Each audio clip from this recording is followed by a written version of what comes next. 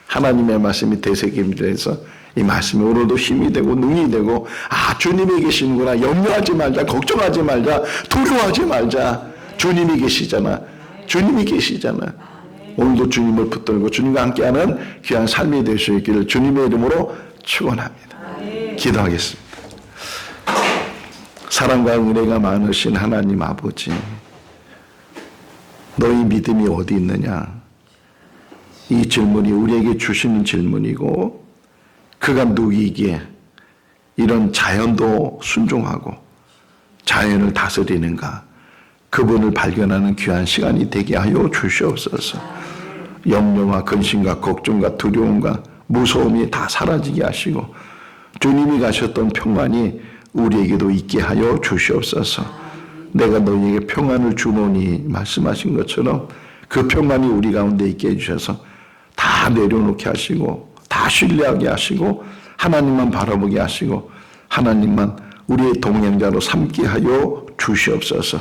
어떤 말을 들어도 어떤 감정성에서도 치우침이 없게 해주시고 뒤돌아섬이 없게 해주시고 넘어짐이 없게 해주시고 오직 말씀만 붙들고 살아가는 우리들 되게 하여 주시옵소서. 오늘 이 새벽에 기도하기 위해서 모였습니다. 주님 바라보는, 주님 신뢰하는 귀한 시간이 되게 하여 주시옵소서. 응답하여 주시옵소서. 치유되게 하시고 회복되게 하시고 변화되게 하시고 새로워지게 하시고 강한 믿음으로 세워지는 귀한 시간이 되게 하여 주시옵소서.